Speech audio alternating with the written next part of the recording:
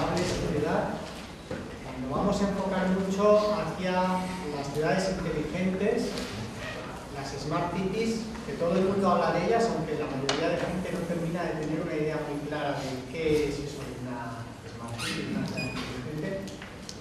Pero vamos a ver sobre todo cuáles son las oportunidades que se pueden generar. Lo que pretendemos es que la sesión de hoy sirva para motivaros a vislumbrar nuevas oportunidades que van a surgir de esa necesidad de tener una ciudad inteligente. Así que lo primero de todo es que vamos a hablar de la necesidad.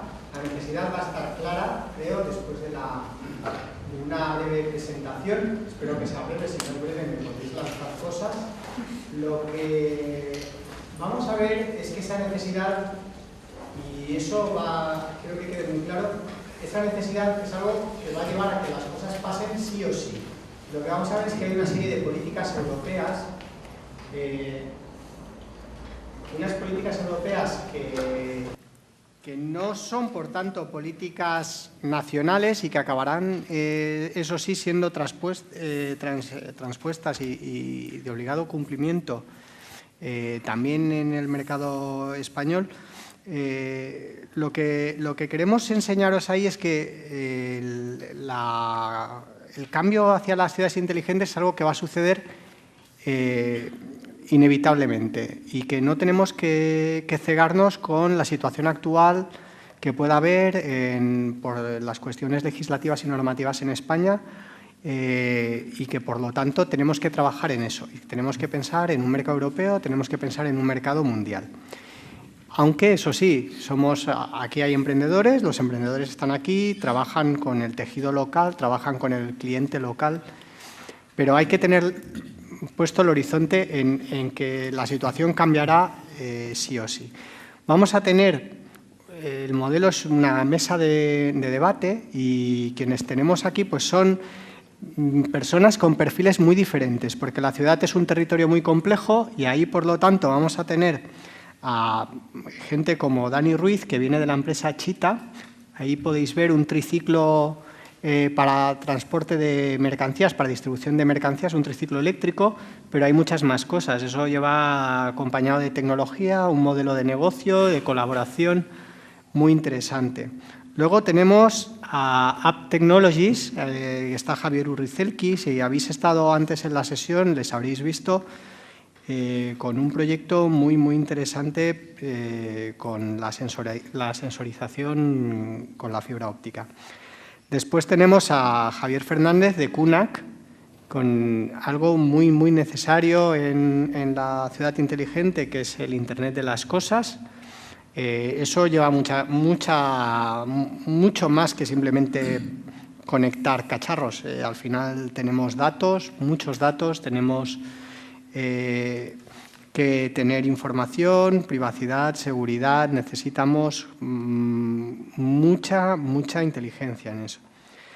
Y por otra parte tenemos dos centros navarros que nos permiten decir que tenemos una situación ventajosa en Navarra respecto a otros sitios. Por una parte está el Instituto de Smart Cities de la Universidad Pública de Navarra, que está aquí David Astrain. La UMNA tiene 3 institutos. Y hasta hoy yo sabía que tenía 2, hoy me he enterado que tenéis el tercero, que es el de estudios de la parte económica. Eso está muy bien, pero el Instituto de Smart Cities es una apuesta que se apoya en muchos conocimientos que tiene la UMNA y eso muestra cómo es la Smart City. Es decir, la UMNA tiene un conocimiento fuerte en la parte de electrónica, en la parte de TICs y fibra óptica, tiene un conocimiento muy fuerte en la parte de energía, tiene un conocimiento fuerte también en partes de software y todo eso resulta que todo eso también está dentro de una Smart City. La Smart City es muy compleja, igual que es muy complejo cómo funciona una ciudad. No penséis en un ayuntamiento, pensad en una ciudad. Luego reforzaremos eso. Y por otra parte, Javier García Breva nos ha hablado antes de la importancia de la rehabilitación de edificios, nos ha hablado antes de la importancia de la rehabilitación de distrito. Y aquí en Navarra tenemos un ACENER, que es Centro Nacional de Energías Renovables, y tenemos a Florencio Manteca, que dirige el Departamento de Eficiencia Energética en Edificación y que es un referente CENER en el campo de la rehabilitación de viviendas en España. De hecho, hemos visto antes cómo el código C3X, cómo se mide la calificación energética de los edificios en España, es un trabajo que viene en gran medida de CENER, colaboración con empresas locales navarras. Eso es algo muy positivo. Por tanto, haremos al final una mesa de debate. Podría haber más gente en esta mesa de debate, pero bueno, pues para empezar, pues estamos los que estamos y queremos sobre todo que intervengáis vosotros también especialmente. Voy a comenzar con la intervención. Intentaré que sean 10 minutos, 15 minutos no más, y ya os digo, si me paso, me tiráis cosas. Vamos a ver, ¿por qué centrarse en ciudades? Esto es un aspecto muy, muy importante, ¿no? Lo primero de todo, porque la población fundamentalmente está en las ciudades, ¿no? No solo es la población, sino que tanta población equivale a tanto consumo de energía. Eso, bueno, sería proporcional y ya está, pero el problema es que se está generando más gases de efecto invernadero que en proporción a esa población que hay. Por decirlo así, aquí vemos un 75% de emisiones frente a un 70%, pero quiere decir que el otro 30% de la población solo genera el 25%. Y, por tanto, esos que no viven en ciudades están generando mucho menos CO2 per cápita que los que sí vivimos en ciudades.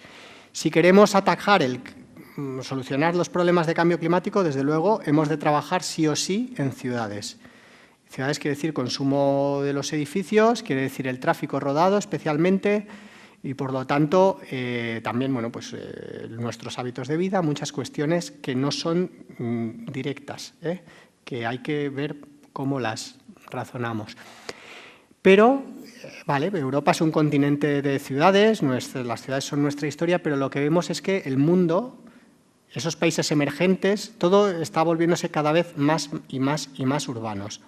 Y las necesidades que tienen esas megaciudades en los países emergentes van a ser cada vez mayores. Por lo tanto, tenemos una oportunidad si desarrollamos esas formas de hacer, esas tecnologías, esos conocimientos en Europa, que además todo el mundo cuando hablamos de ciudades mira en Europa, van a querer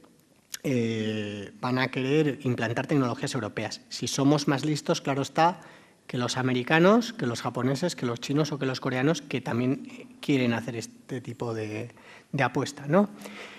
Por otra parte, vamos a ver más cosas. Bien, 72% de población de la Unión Europea en ciudades. Hay muchas ciudades con más de 5 millones de habitantes, pero lo que vemos es que hay 345 ciudades de más de 100.000 habitantes. O sea, por decirlo así, 345 Pamplonas, que Pamplona tiene 200.000 habitantes o con el entorno 300.000, pero equivalente en cuanto a mercado posible en Europa tenemos eso. Y, bueno, 23 ciudades en Europa de más de 1 millón de habitantes, cuya problemática es bastante más compleja. El 80% de la población de la Unión Europea en 2050 estará en ciudades, o sea que los problemas o las oportunidades serán cada vez mayores y que las áreas metropolitanas generan la mayor parte del Producto Interior Bruto. Es decir, que la economía, las relaciones entre personas, el comercio, la educación, se produce generalmente en las ciudades. Cuando tenemos problemas de tráfico y tardamos en llegar a un sitio porque hay un atasco, en Pamplona es todo un atasco, son 4 coches en un semáforo, pero en sitios como Bruselas, Barcelona o otras ciudades, pues a lo mejor es tardar 1 hora en ir a trabajar en vez de media hora. Media hora de ida más y media hora de vuelta más es 1 hora más que perdemos y que podríamos estar haciendo otras cosas. Eso lastra la competitividad de las ciudades, lastra la calidad de vida especialmente de forma muy dramática por el tiempo, pero también pues, supone problemas de polución, de consumo energético, etcétera, etcétera. Nosotros ahora tenemos un enfoque muy energético aquí, pero no podemos olvidar que no vamos a desligar en absoluto energía de nuestra forma de vida, ¿vale? Nuestra forma de vida es energía. Un consultor francés amigo nuestro, decía que Europa vive bajo el síndrome del ciudadano europeo de la ducha caliente y la cerveza fría. Esto es, quiero mi ducha caliente y mi cerveza fría todos los días y no me importa de dónde venga la energía. esto es un problema muy, muy serio porque tenemos que ser conscientes de que todo lo que hacemos, esa cerveza o esa ducha, son energía, ¿vale? Por otra parte, bueno, pues la batalla se juega en las ciudades y solo unas cifras. Bien, el consumo de energía habíamos visto, pero vamos a ver lo dramático que es que la energía es importada, pero no solo es que sea importada, es que la Unión Europea es el mayor importador de energía. Importamos más energía que China o que Japón o que Estados Unidos. Es decir, nosotros no tenemos que aprovechar más las renovables, pero estamos importándola. ¿Y qué supone esa importación? Bueno, los problemas geopolíticos que conocemos. 6 estados de la Unión Europea dependen de un único proveedor de gas. El gas se usa en las calefacciones en las casas. Ese proveedor está en un país del este, que no voy a decir. El 75% del parque de viviendas es ineficiente. Aquí hay muchas viviendas ineficientes en España, pero hay muchas viviendas ineficientes en toda Europa. Si no rehabilitamos esas viviendas, no cumplimos los objetivos de ahorro energético ni de lejos. Pues hay que pensar que las viviendas son el 40% del consumo energético de la Unión Europea y que si solo actuásemos haciendo edificios nuevos con esa calificación energética A, pues lo que tendríamos es que tardaríamos 50 años en renovar el parque de viviendas y en llegar a cumplir los objetivos. Llegaríamos muy tarde. Por tanto, hay que rehabilitar viviendas. Es mejor pasar de una vivienda que ahora tengamos con una F, pasarla a una C, que sería algo fabuloso. Tendríamos mucho más impacto que en hacer edificios con una calificación energética A. Pero es importante que veamos que el efecto que tiene un 1% de ahorro energético es que reducimos un 2,6%, un efecto multiplicador de 2,6, el consumo de importación de gas. Tenemos un dato dramático. 10% de la población europea no puede pagar sus facturas energéticas. Esto se traduce en problemas de salud, se traduce en problemas de una merma muy importante de la calidad de vida, problemas sobre todo en los niños, en las personas mayores, supone problemas pues, muy serios. Es decir, hay que trabajar sobre eso. Es un enfoque no solo energético, sino que hay que tener un enfoque social. Por otra parte, tenemos la movilidad. Movilidad igual a energía también. No vamos a pensar solo en una torre de alta tensión, una generación eléctrica y una placa fotovoltaica, sino que vamos a pensar que nuestro transporte depende fundamentalmente del petróleo. Ese petróleo que no producimos aquí y que viene de unos entornos geopolíticos no siempre muy favorables para nuestro futuro. El 90% del petróleo es importado, tenemos mucha congestión en muchas áreas urbanas, polución, gases de efecto invernadero, 23% de CO2 viene de la movilidad urbana y ahora vamos a ver el tema de la salud también. Aquí vienen los óxidos de nitrógeno en las partículas. Bueno, no voy a hablar de Volkswagen, pero eso está ahí y no es Volkswagen el que más emite, todos emiten igual, ¿no? Y los accidentes de tráfico. En el fondo, fijaos, bueno, estamos mezclando cosas, energía y accidentes de tráfico. Bueno, pensad que todo va relacionado, ¿vale? Al final, ¿qué es la Smart City? La Smart City es algo que solo está existiendo, todavía es algo muy incipiente. Las tecnologías están ahí. A día de hoy tenemos semáforos inteligentes en las ciudades, alumbrado inteligente que podemos implantar, podemos tener edificios inteligentes, muchas cosas, pero solo vamos a tener la Smart City cuando integremos los sistemas, cuando integremos la movilidad. Ahí el vehículo eléctrico va a ser un elemento muy importante, la energía. Las TICs van a ser el pegamento de todo, ese Internet de las cosas, ese Big Data, van a ser el pegamento de todo, pero no podemos olvidarnos de que la forma de construir la ciudad es una forma compleja, donde intervienen tanto los municipios como las regiones, las normativas de los gobiernos centrales, pero intervienen también muy especialmente los ciudadanos privados, las asociaciones, la educación, el comercio de las ciudades, las empresas que proporcionen las soluciones tecnológicas, y eso, la Smart City solo la vamos a tener cuando se produzca esa colaboración. Colaboración efectiva, y quiere decir que también tenemos que buscar esas nuevas formas de colaborar. No construiremos Smart City solo con tecnología. El modelo, por decirlo así, de los países del Golfo Pérsico, de construir una ciudad desde cero y llenarla de equipamiento, pues nos puede ayudar a validar tecnología, pero la forma de construir ciudad está basada en la relación de personas, ¿no? Por lo tanto, todo esto que es integración viene de muchas políticas separadas. Aquí se enumeran unas cuantas y yo me voy a centrar en unas pocas. Una es la Agenda Digital para Europa, que solo voy a mencionar una transparencia, el Plan de Acción para la Movilidad Urbana, lo mismo una transparencia, y sobre todo me voy a dedicar a Energy Union. Energy Union, la Unión para la Energía, es la política maestra, superpolítica, política de muy alto nivel, que marca las líneas estratégicas de toda la Unión Europea para los próximos años. Y ahí mezcla todo, mezcla movilidad, coche eléctrico, mezcla TIC, seguridad, privacidad, etcétera, etcétera, financiación de la rehabilitación de viviendas, el empoderamiento de consumidores. Luego lo vamos a ver, porque es un documento muy potente. Tendrá sus defectos, que seguro los tiene, pero lo que nos tiene que servir es para mostrar que de ahí surgirán las directivas, tiene un calendario de implantación de directivas, surgirán las normativas y eso tendremos que implantarlo tarde o temprano en España, pero también lo van a implantar y a lo mejor antes en otros países de la Unión Europea. Por lo tanto, es algo a lo que tenemos que mirar y no es un futuro lejano, sino que está marcada la hoja de ruta. Bueno, la agenda digital tiene muy importante las plataformas urbanas,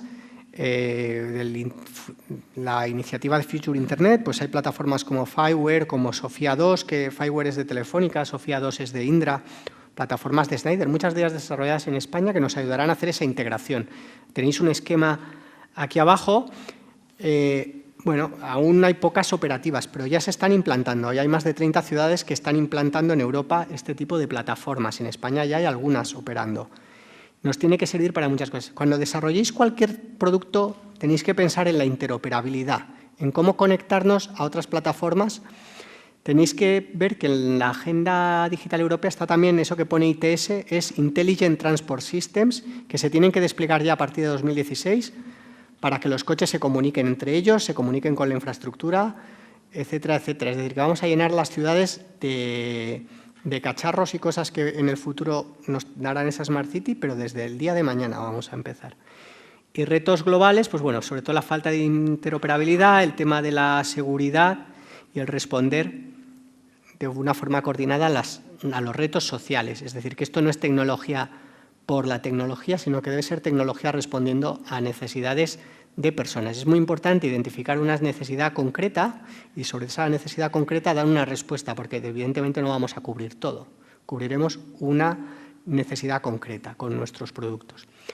El Plan de Movilidad Urbana de la Unión Europea habla mucho de logística urbana. Aquí está Chita, Dani nos explicará muy bien que la movilidad, la logística de última milla o la movilidad es un auténtico problema, una dificultad muy grande para las ciudades. ¿Cómo hacer planificación urbana? Muy importante.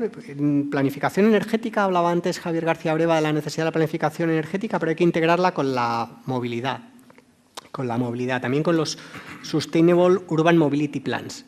Hablamos de una acción coordinada de las regulaciones de los accesos a las ciudades, ¿vale? Hablamos de peajes, hablamos de pagar por entrar a las ciudades, el tema del ITS, de los Intelligent Transport Systems que hablábamos, y muy importante, luego veremos Energy Union habla del vehículo eléctrico, mucho en el vehículo eléctrico. Y Energy Union es la política maestra, es una política de mucho más alto nivel que las que hemos visto antes, incluso. Es decir, la coordina un vicepresidente de la Comisión Europea y tiene unos retos que son reducir la factura energética, dar más poder al consumidor, mantener el liderazgo europeo en renovables, reforzarlo y tener la seguridad en el suministro. Seguridad en el suministro quiere decir no depender de un único suministrador, por ejemplo, quiere decir muchas más otras cosas, que no tengamos apagones, etcétera, etcétera. En detalle, ¿eso en qué se traduce? Pues en las directivas de eficiencia energética, en la directiva de la Energy Performance Building sobre el etiquetado energético de edificios y la rehabilitación, esos edificios de consumo casi nulo que tienen que empezar a que para final de 2018 tienen que ser los nuevos edificios públicos o para final de 2020 ya los edificios de nueva construcción o la gran rehabilitación, la promoción de renovables, etcétera, etcétera. Todo eso está dentro de Energy Union. ¿Qué dice Energy Union? No os voy a leer el texto porque esta transparencia debería ser penalizada como un ejemplo de lo que no debe ser una transparencia. Aquí abajo, que lo veréis tapado, pone que lo importante es que quiere Energy Union que se dé poder a los consumidores, que conozcamos nuestro consumo energético. Yo sé que mi coche consume 6 litros a los 100 kilómetros y tengo consejos que me dicen cómo conducir de una manera más eficiente. Yo os pregunto, ¿qué consumo energético tiene vuestra casa?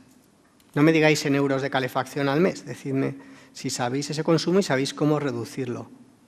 Yo creo que necesitamos conocer ese consumo y necesitamos información.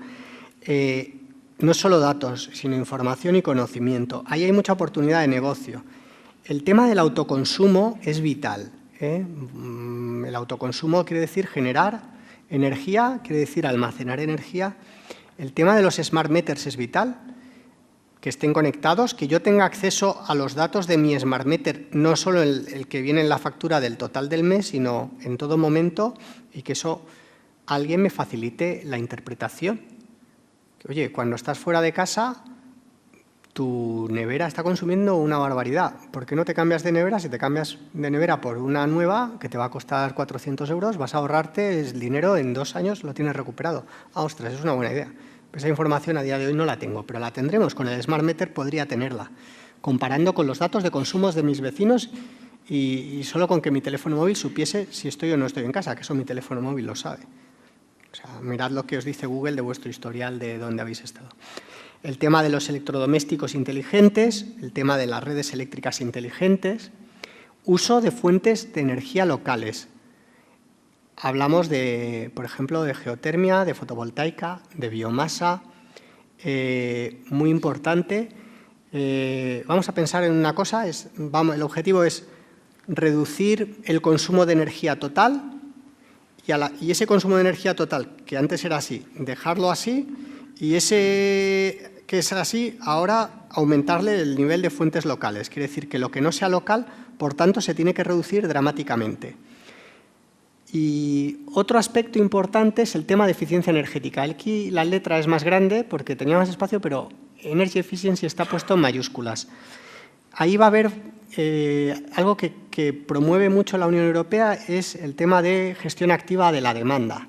Quiere decir que cuando llega el pico de calor en julio y son las 2 y todo el mundo está tirando de aire acondicionado, podemos vivir a 26 grados si recibo una consigna de la compañía eléctrica que me dice, oye, desconecta tu equipo por media hora y vas a estar bien dentro de media hora otra vez. Pues vale, eso será recompensado. Dice Energy Union que el comportamiento activo de los consumidores para favorecer esa eficiencia energética sea recompensado. Quiere decir que si yo hago caso a la consigna de la eléctrica y desconecto mi aire acondicionado durante media hora, seguramente con un sistema automático, pues mi factura de la luz se vea con un bonus para, más barato. Más cosas, mucho de edificación. ¿Qué tenemos ahí? La rehabilitación de viviendas. Hay que rehabilitar las viviendas sí o sí. Problema, ¿qué conocimiento, qué inteligencia tiene, por decirlo así, en España una comunidad de vecinos, ¿no? Es decir, si ya el conocimiento técnico que tenemos cada uno de nosotros es limitado en cómo escoger qué solución es mejor para rehabilitar mi vivienda, cuando hablamos de la inteligencia colectiva de una comunidad de vecinos, no os quiero comentar, ¿no? cómo es esto.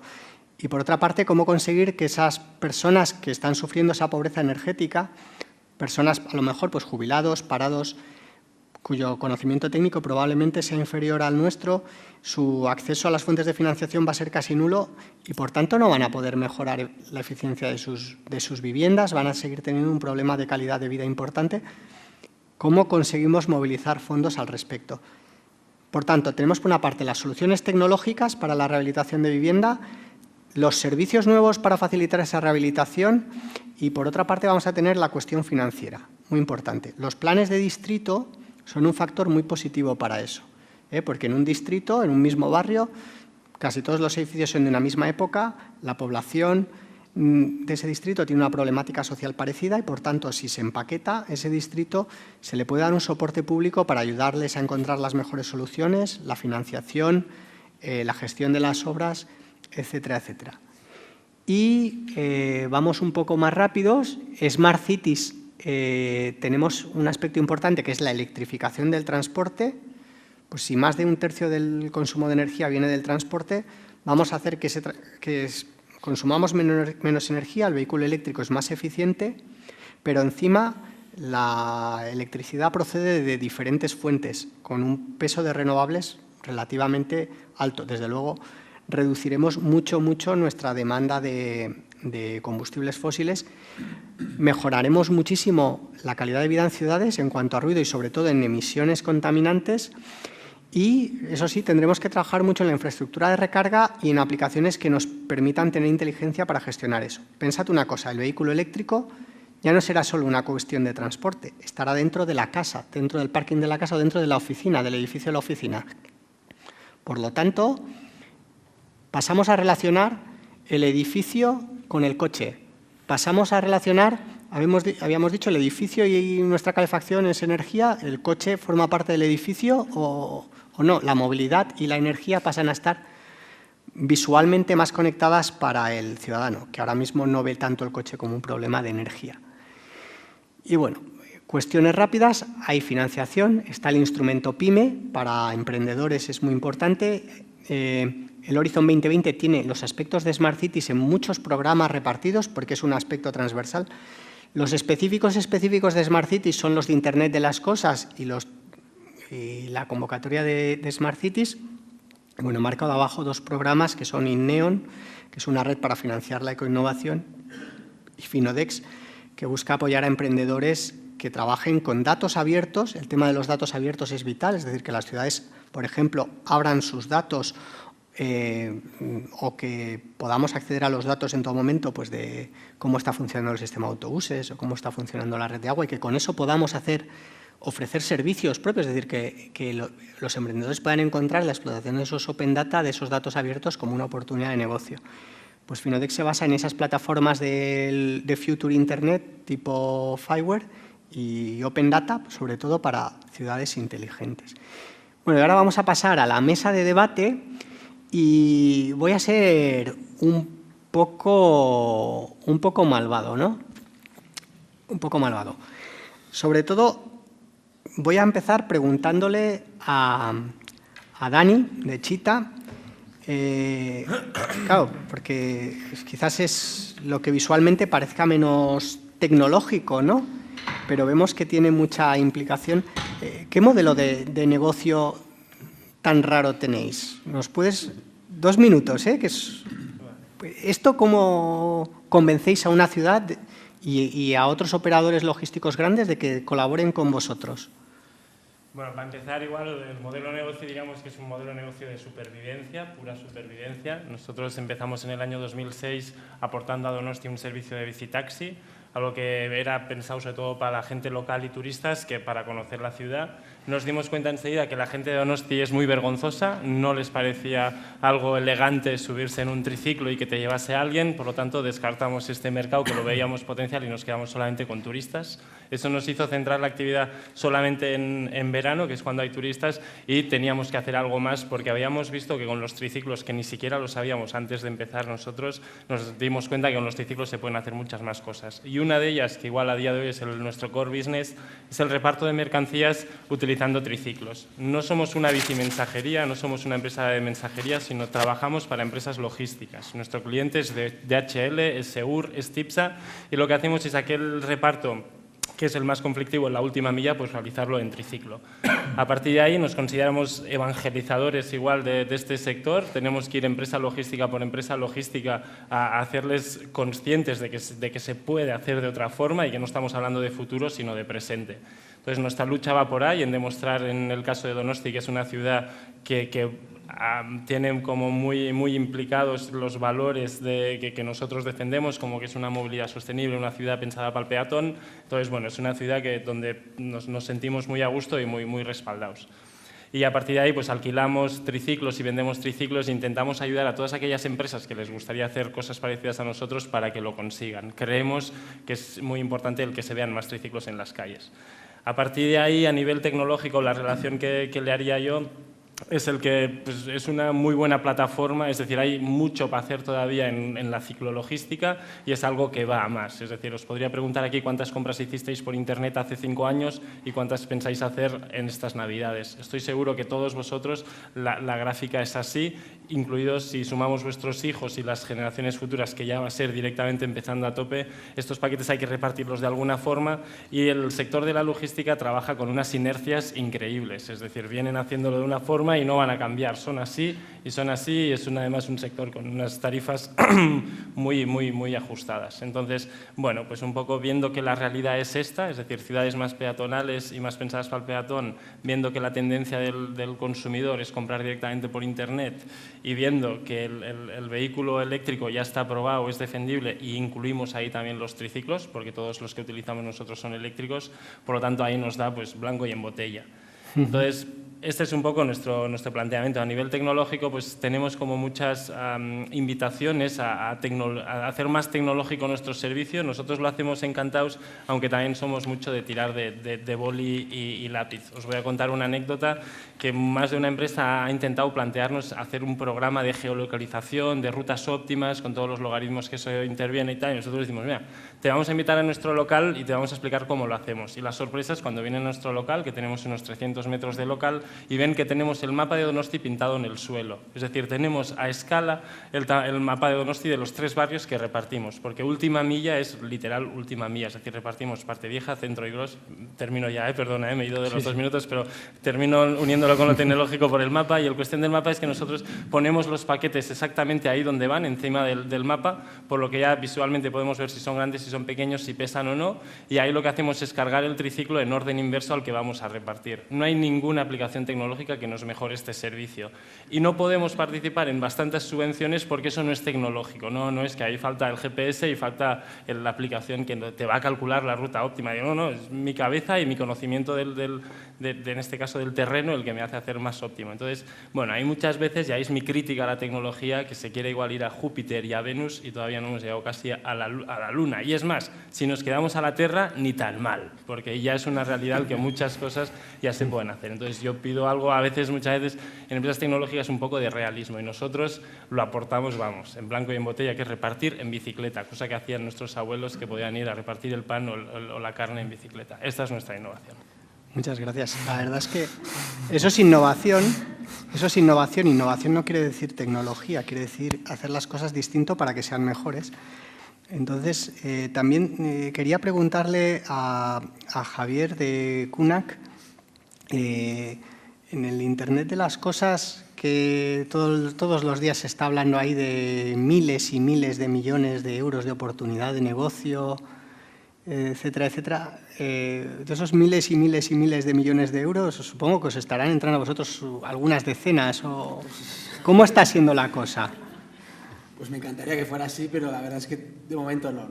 Quiero decir, ¿se entiende el Internet de las cosas por parte de las ciudades? ¿Tenéis que hacer todavía explicación? ¿Qué es lo que están entendiendo? El concepto de Internet de las cosas es muy amplio, está enfocado a muchos ámbitos, ¿no? Pues de wearables, tienes lo de las smart cities que está de moda y todo el mundo habla, pero luego realmente no hay prácticamente aplicaciones, ¿no? La semana pasada estuvimos en la Feria Mundial, eran todo plataformas transversales y aplicaciones reales implantadas, pues no había. O sea, las grandes empresas tienen aplicaciones transversales para recoger los datos, que como he señalado antes, pues la interoperabilidad es muy importante. Entonces es necesario que diferentes aplicaciones verticales se hablen entre sí para poder finalmente dar valor añadido al ciudadano o a la ciudad, ¿no? No es lo mismo conocer la calidad del aire en una ciudad o conocer el tráfico, pero si pones en conjunto esas dos aplicaciones ya puedes saber si realmente el empeoramiento de la calidad está dado porque ha habido un aumento del tráfico o una disminución, etcétera, o viene por otro factor externo, ¿no? Entonces, al final, por eso es muy importante la interoperabilidad de los datos y de las aplicaciones para dar inteligencia finalmente a los sistemas. En ese sentido sí que os quiero decir, por ejemplo, las plataformas, ahora mismo hay que dotarlas de servicios. Las plataformas están, pero es una oportunidad muy grande para las pymes y para los emprendedores el poder generar nuevos servicios que trabajen sobre esas plataformas. Podéis ver ahora mismo, por ejemplo, Coruña tiene Smart Coruña, que está basada en la plataforma Sofía 2. Podéis ver incluso cosas en Internet de cómo está esa plataforma. En ciudades como Valencia, por ejemplo, ya tienes Fireware y se está implantando, que es el sistema de Telefónica, que es el sistema que está potenciando la Unión Europea. Y se pueden generar nuevos servicios y nuevas oportunidades sobre esas plataformas. Y la otra cuestión es que vamos a recapacitar el tema de integración. Por ejemplo, en Pamplona hay muchas aplicaciones Smart. Si miramos el transporte, tenemos una aplicación de autobuses, tenemos un servicio público de bicicletas, tenemos unos paneles que nos informan de cuántas plazas de aparcamiento hay libres en el centro, pero todos esos datos están desconectados. Si alguno de vosotros es capaz de conectarlo, va a tener premio, ¿vale?, en el mercado. Yo ahora le voy a preguntar a Florencio, porque Florencio, como experto en tema de edificación, ¿qué oportunidades ves tú de necesidades en cuanto a, por ejemplo, hablábamos de la rehabilitación de edificios? ¿Qué carencias hay ahora mismo en el mercado? ¿Qué falta? ¿Qué necesita en cuanto a tipos de servicios y de empresas el mercado?